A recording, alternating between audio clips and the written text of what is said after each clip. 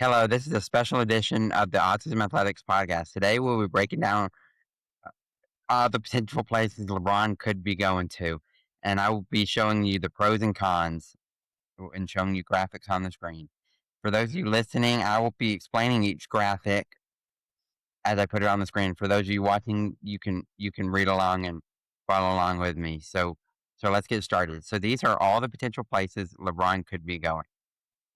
So as you can see on this graphic, LeBron James could be going to the San Antonio Spurs, the Miami Heat, the Golden State Warriors, the Boston Celtics, the Minnesota Timberwolves, or the Philadelphia 76ers.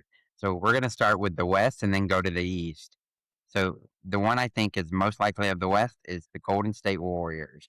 The pros, he would get to play with Steph Curry, and he's played with him on Team USA, and Steph Curry is one of the best scorers in the league and is the greatest shooter of all time. And he would get to play with Jimmy Butler. There was talks of them getting rid of Jimmy Butler in order to get LeBron, but I think they keep Jimmy Butler, and that would be another good piece. He gets to be coached by Steve Kerr, who was coached by on Team USA, and is a really good coach and has a really good winning percentage. And then it would just be fun. Steph Curry's one of the best shot makers, and LeBron would just compliment him well, and I just think it'd be really fun. And then LeBron has to decide on all these teams. Does he want to be the number 2 or the number 3 scoring option? Because let's be honest, as good as LeBron is, he's not a number 1 scoring option on a championship team anymore. But he could be the number 2 scoring option behind Steph Curry, and then he would be the primary passer facilitator. Even though Draymond Green's one of the greatest passing big men of all time, LeBron would be their best passer on the team and getting players involved.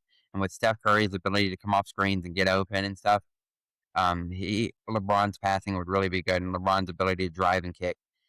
Now, here are the question marks. Is their bench good enough with guys like Pajetsky and Moses Moody and Quentin Post and other guys like that? I don't think their bench is quite good enough. The rivalry, it would just feel weird with LeBron going there, just the rivalry, whether he's with the Cavs or with the Lakers. It would just feel really weird him going there. And then the all-around team, like I said, with Pajetsky and Moses Moody, add Kristaps Porzingis, but he's injury prone. I just don't know if that's a good or all-around team. I don't think it's enough to win a championship. I personally don't want him to go there, and nor do I think he should go there. And then the West, I don't think it's enough to compete in the West, especially at the top end of the West. All right, so now we will go to the Minnesota Timberwolves. So next we will go to the Minnesota Timberwolves. The Minnesota Timberwolves, the pros are he gets to play with Anthony Edwards, who is the best shooting guard in the league and one of the best players in the league, averaging 28 a game on good efficiency. He can shoot threes, he can hit the mid-range, and he is super, super athletic. He'd get to play with LaMelo Ball, who can be another passer, playmaker, and another good scoring option. Hopefully he would bring his efficiency up as players with LeBron typically do. Look at guys like Bosh and Wade, their field goal percentages went up, and LaMelo wouldn't have the ball in his hands as much. So I think that's another reason why LaMelo's efficiency could go up. And LeBron, I still think he'd be the number 2 scoring option. He's just a little more consistent than LaMelo Ball, and he's a better finisher, inside scorer. And I just think that he'd be the number 2 scoring option. And so I think he'd like that. No matter where LeBron goes, I think he's going to want to be the number 2 scoring option, unless he's got a really, really good chance to win it all, and we'll get into that. But yeah, he's going to want to be the number 2 scoring option. And then defensively, this team would be very good. Anthony Edwards is an underrated defender. LeBron's still an okay defender. And Rudy Gobert is an elite, one of the best defenders in the league. Even if his shot blocking numbers aren't quite as good as they used to be, he's still one of the best defenders in the league. And then cons, chemistry. I could have said chemistry with every team, because anytime you add somebody like LeBron that has the ball in their hand a pretty good amount, and just anytime you add new players regardless, you're going to have chemistry issues. But this time you're adding LaMelo Ball too, and you lost Julius Randle. So you're going to have multiple guys that you're going to have to develop chemistry with. And then all-around team. They've also got Jaden McDaniels, and then Ayo Dosunmu comes off the bench, but Donte DiVincenzo's out for the year, and I just don't think their bench is good enough. Even though their starting lineup is good, and you could put LeBron at the 4, even though, yeah, LeBron at the 4, I still don't think their bench with Donte DiVincenzo out and stuff, I just don't know if it's a good enough all-around team. Certainly not enough to compete in the West, as I said here, with the top teams like the Thunder um, and the Spurs. And but I do think they would be third in the West and could easily win 50 plus games, maybe even close to like mid 50s in games. So I do think this is an underrated option. I would consider going there, even if you don't necessarily want to live in Minnesota. Then this, then you've got the Spurs. Pros, you get to play with Victor Wembanyama, who's one of the best defenders in the league and could be an MVP candidate.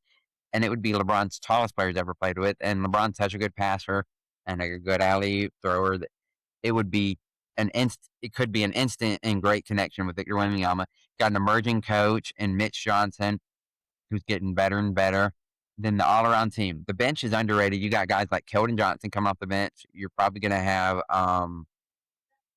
Julian Champagnie come off the bench. Luke Cornett. Still got Harrison Barnes.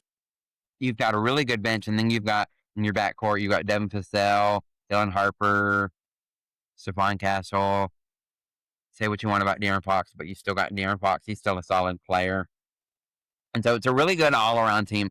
I think it's an underrated all around team, and the potential. This team is young, and I still don't feel like they haven't even reached their full potential yet, which is absolutely crazy. So this team could be really good. And now they've got finals experience playing in the NBA finals.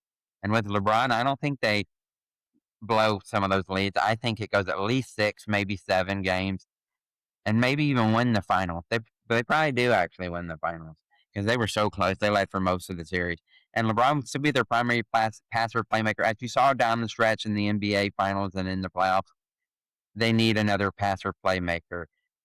Even though Stephon Castle averaged like, what, 7 assists in the playoffs or in the NBA finals, um, he was turning the ball over a lot, had an 11 turnover game, and LeBron would just do that primary facilitator. Now, here are the cons. They're young. You've got Victor Wembanyama, who's just coming off his 3rd season.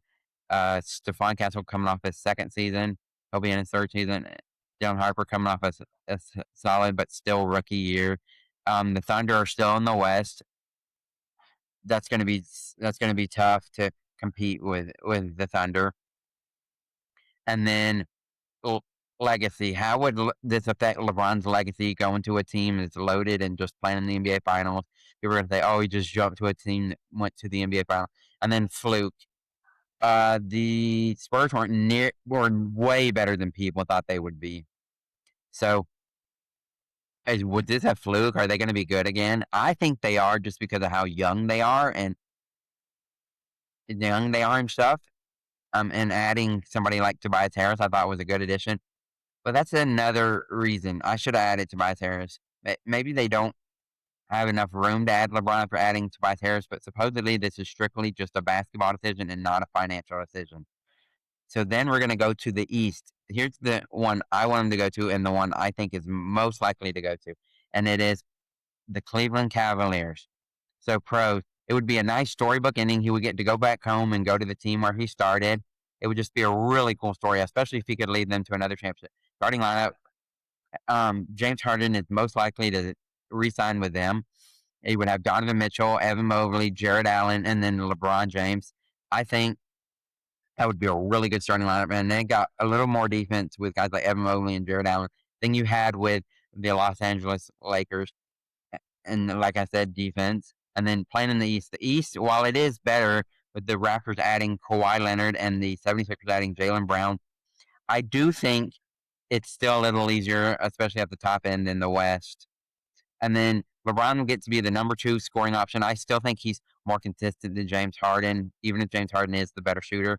And just come playoff time, I think LeBron would be the one down the stretch you might want to go to, or even Donovan Mitchell wouldn't be bad either.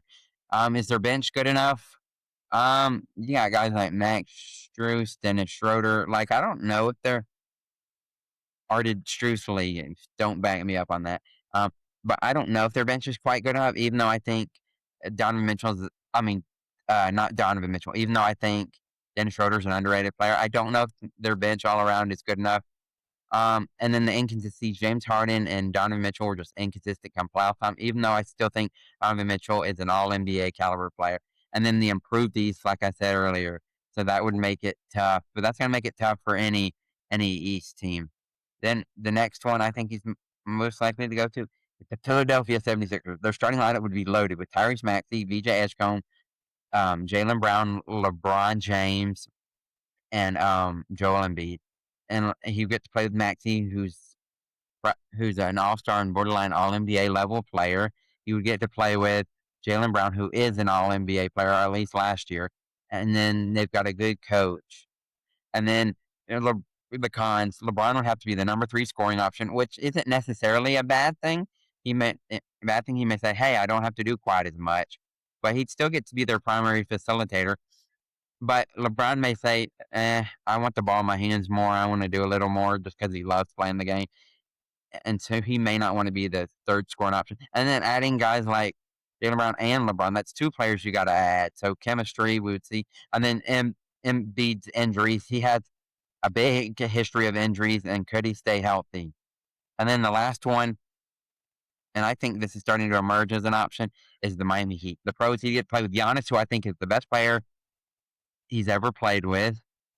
He would have a good coach and Eric Spoelstra, who he's familiar with. He get to play with Bam Adebayo. You could nitpick about some of Bam's statistics last year, like his field goal and 3-point percentage, but he's still an all-star level player and a really good defender.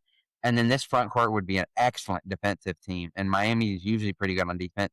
And he didn't play in the East, which is a little better. I mean, a little worse than the West. It'd be a little easier. And LeBron would still get to be the number 2 scoring option, and he'd be their primary facilitator for sure. The cons, I don't think their backcourt and their shooting is good enough. So that's going to be a big issue. And then, like I said, the improved East, and I don't think it's a good enough all-around team. They lost a lot of their key bench players, although they did add Bobby Portis Jr., who's an underrated addition. So these are all the teams that I think LeBron should go to, and I think he should go to the Heat. I mean, the Cavs, because it would be a storybook ending, and I think it's a good all-around team, and I think they would have a real shot to compete in the East. If he wants to win a championship, I do think the 76ers or the Spurs is his best option, but if he goes to the 76ers, like I said, he'd have to be the 3rd scoring option, and he'd have to decide, do I want to be the 3rd scoring option or not?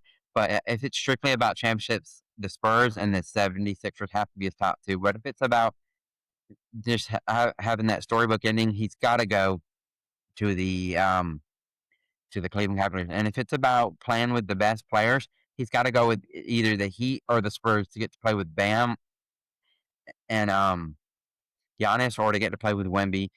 So yeah, so those are all the teams I think he goes to. Comment below where you think he should go and where you think he will go. And those are all the teams he should go to.